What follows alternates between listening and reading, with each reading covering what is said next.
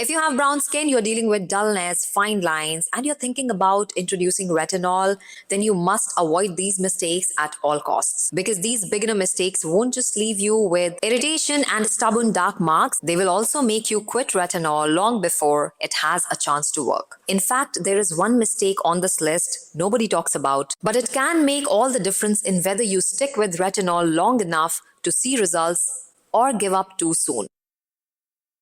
Hi, I'm Neha, a certified skincare consultant, and I have been using and testing retinol on my own brown skin for the past 6 years. The biggest difference wasn't finding the best retinol, it was avoiding the mistakes that make most beginners quit too soon. Starting with mistake number 1, choosing the wrong retinol. Not all retinol products are beginner friendly, and if you're just starting out, the percentage isn't the first thing you should be looking at. Instead, pay attention to the formulation. A beginner friendly retinol should contain barrier supporting and moisturizing ingredients like ceramides, glycerin, panthenol, squalene. These ingredients help reduce irritation and make it much easier to stay consistent. Now, if you have brown skin, that's especially important because any unnecessary irritation can increase the risk of post-inflammatory hyperpigmentation. Another thing to look at while choosing retinol is the type of retinoid. Encapsulated retinol or newer generation retinoids are often gentler than traditional retinol, making them a better place to start, especially if you have sensitive skin. And finally, don't assume a higher percentage means better results. A well-formulated, lower-strength retinol that you can use consistently will almost always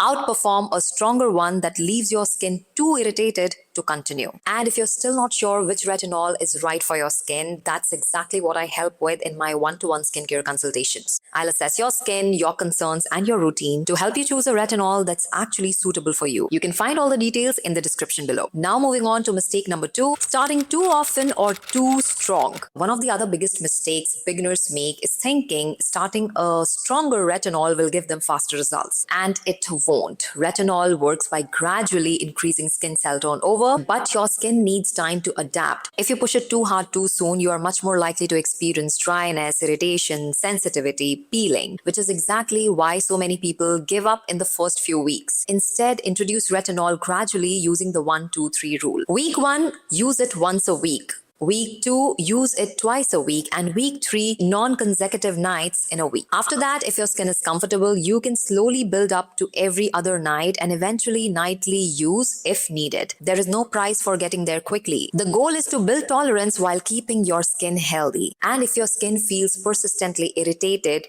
don't keep pushing through it. Reduce the frequency for the next couple of weeks before you try to increase it again. And that brings me to mistake number 3, ignoring your skin barrier before starting.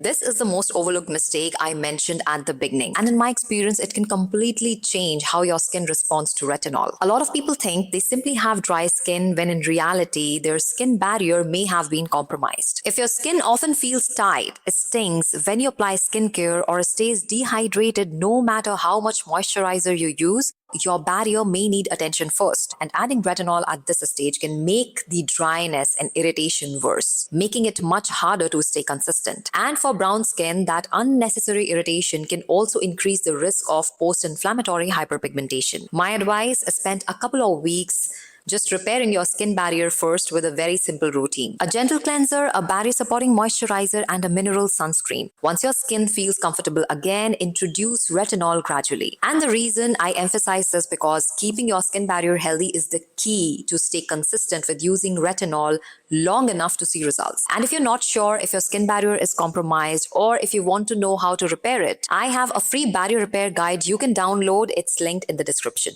Now, even if you have chosen the right retinol, you are increasing the frequency gradually, your skin still needs support while it's adapting. Which brings me to the next mistake number 4, not moisturizing enough. A good moisturizer isn't just there to make your skin feel comfortable, it helps support your skin barrier and can reduce the dryness and irritation that often make beginners quit. If you notice your skin becoming dry or sensitive or too irritated, you can try the retinol sandwich method. Apply a layer of moisturizer first, then your retinol, and finish with another thin layer of moisturizer.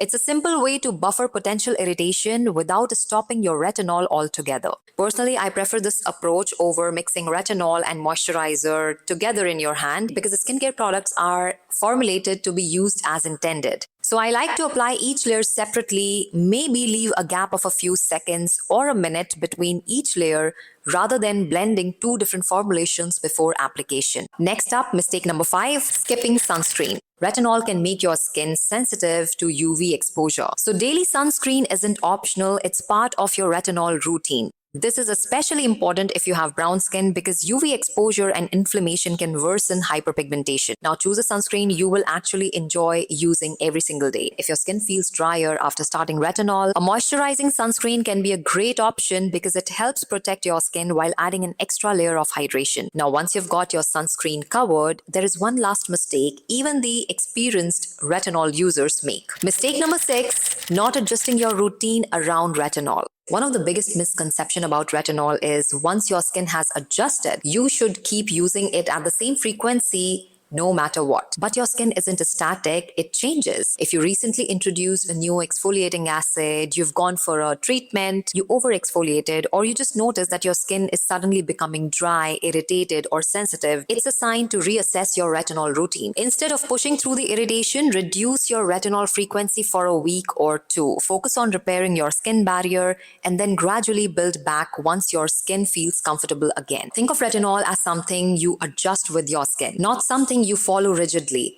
Listening to your skin will help you stay consistent over the long term, and that's what delivers results. Now, before you start retinol, remember this, it is not an overnight ingredient. Retinol works by gradually influencing the way your skin behaves, and visible changes take time. As we age, our natural skin renewal process slows down, which is one reason results aren't immediate. Give your retinol enough time to work, usually at least 3 to 4 months of consistent use before you judge your results. The goal isn't to use the strongest retinol or push your skin as quickly as possible. The goal is to find a routine your skin can tolerate so you can stay consistent long enough to see the benefits. And if you are curious about which beginner-friendly retinol products I have tested on my own brown skin, you can check out those videos here where I share my experience with each product. And I'll see you there. Thanks for watching.